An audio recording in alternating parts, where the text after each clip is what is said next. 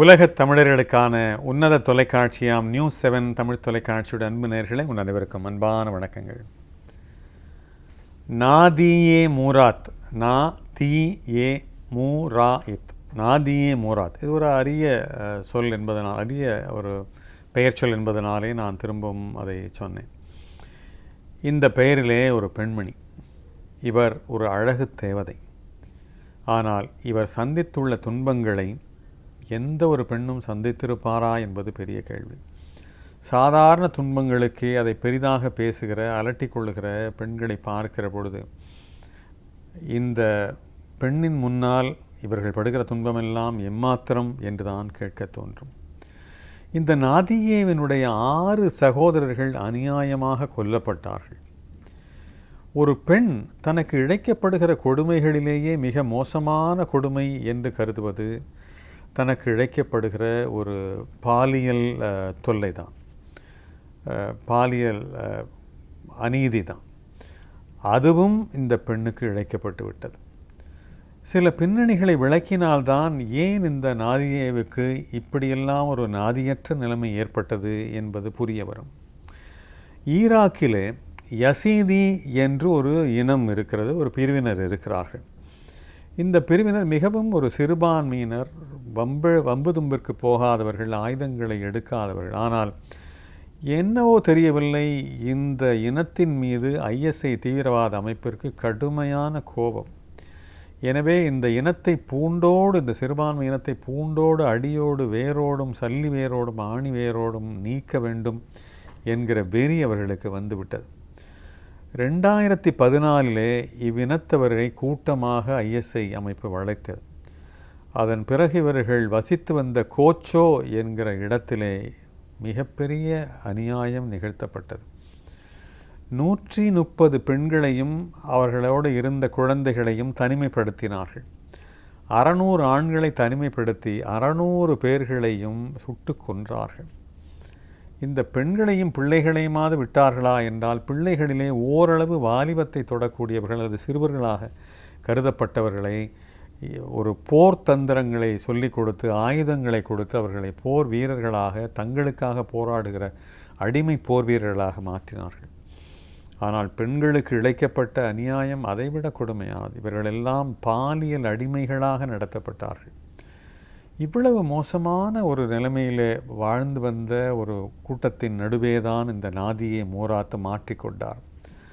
நாதியேவின் சகோதரர்கள் அந்த சமூகத்தில் பிறந்தவர்கள் என்கிற ஒரு பாவத்தை தவிர வேறு எந்த பாவமும் அவர்கள் செய்யவில்லை. அந்த இனத்தை சேர்ந்தவர்கள் என்பதை எண்ணி பாருங்கள். ஒரு பெண்ணோடு பிறந்த 6 சகோதரர்கள் கொல்லப்பட்டார்கள், அநியாயமாக கொல்லப்பட்டார்கள், உயிர் பறிக்கப்பட்டது என்றால் எவ்வளவு ஒரு மோசமானது. அதன் பிறகு இந்த பெண்களை எல்லாம் மொகல் நகர் என்று ஈராக்கில் இருக்கிற பகுதியிலே அவர்கள் அடைத்தார்கள். அதன் பிறகும் அந்த பெண்களை ஒரு பாலியல் அடிமைகளாக நடத்தி கொண்டே இருந்தார்கள். குழந்தைகளையும் சிறுவர்களையும் தங்கள் படையிலே சேர்ப்பதிலே அவர்கள் ரொம்ப குறிப்பாக இருந்தார்கள்.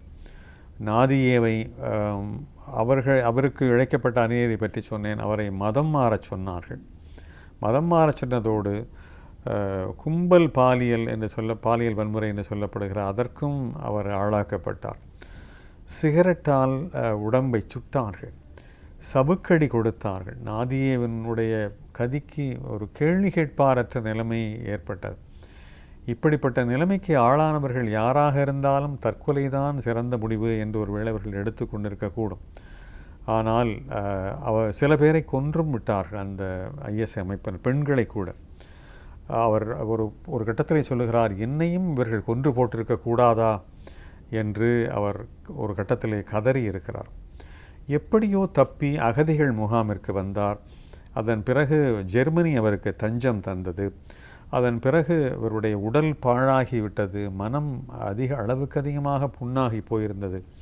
இந்த கொடுமையான காட்சிகளையெல்லாம் கண்டதன் மூலமாக, கொடுமைகளை அனுபவித்ததன் மூலமாக, இன அழிப்பு என்பது எவ்வளோ பெரிய கொடூரம், எந்த பாவம் அறியாதவர்களுக்கு ஒரு இனத்திலே பிறந்தவும் என்பதற்காக அவர்களை அழிப்பதா, இது எந்த வகையிலே நியாயம் என்று உள்ளுக்குள்ளே குமைந்தார். அது ஒரு பேச்சாக, எழுத்தாக, கலையாக வெளிப்பட்டது. அடக்குமுறைகளுக்கு ஒரு எல்லை இல்லையா? பாலியல் வன்முறைகளுக்கு ஒரு வரையறை இல்லையா? இப்படியா பெண்களையும் ஒரு சமூகத்தையும் நடத்துவது என்று அவர் மிக மோசமான ஒரு ஒரு சிந்தனைக்கு அவர் தள்ளப்பட்டார். அதன் பிறகு கட்டாய இராணுவத்தில் சிறுவர்களை சேர்ப்பது எந்த வகையில் நியாயம் என்று அவரது மனம் கொதித்தது. எனவே இவை எல்லாம் உள்ளுக்குள்ளே இருந்த அவருடைய போராட்ட உணர்வுகளை அதிகமாக ஆக்கின. அதனாலே இவர் நிறைய மேடைகளிலே பேசினார். அந்த நடந்த கொடுமைகளை எல்லாம் அங்கே ஜெர்மனியிலே அவருக்கு பேசுவதற்கான உரிமை நிறைய கிடைத்தது. மேடைகள், களங்கள் நிறைய கிடைத்தன. நிறைய பேச ஆரம்பித்தார். எப்படியெல்லாம் ஐஎஸ்ஐ தீவிரவாத அமைப்பு தங்களுடைய சமூகத்தை எவ்வளவு மோசமான நிலைக்கு ஆளாக்கியது என்று பேச ஆரம்பித்தார். இது எப்படியோ ஐநாவினுடைய காதுகளை ஏற்றியது. உடனே ஐநாவிலே வந்து நீங்கள் உரையாற்ற வேண்டும் என்று கேட்டுக்கொண்டார்கள். ஐநாவிலே மிக அருமையாக உரையாற்றினார். ஐநாவிலே இவர் உரையாற்றிய பிறகுதான் இந்த சமூகத்திற்கு எப்படிப்பட்ட ஒரு கொடுமை இழைக்கப்பட்டிருக்கிறது என்பது பின்னாலே இந்த உலகத்துக்கே தெரிய வந்தது. இந்த யசீதி இனத்தவர்கள் பட்ட துன்பங்களுக்கு எல்லையே இல்லை என்பதை உலகம் தெரிந்து கொண்டதே நாதியே மூராத் மூலமாகத்தான் என்று சொன்னால் அதில் எந்த விதமான மிகையும் இல்லை. மதத்தின் பெயரால் அன்புதானே காட்ட வேண்டும், எல்லா மதங்களும் அன்புதானே வெளிப்படுத்த சொல்லுகின்றன. இந்த அமைப்பினர் மட்டும் ஏன் இப்படி மதத்தின் பெயராலே இவ்வளவு பெரிய கொடுமைகளை அவர்கள் இழைக்கிறார்கள் என்று நாதியே மூராத்திற்கு புரியாமல் இருந்தது. அதைத்தான் கொக்கரித்தார், கூக்குரலிட்டார், மேடைதோறும் முழங்கினார்.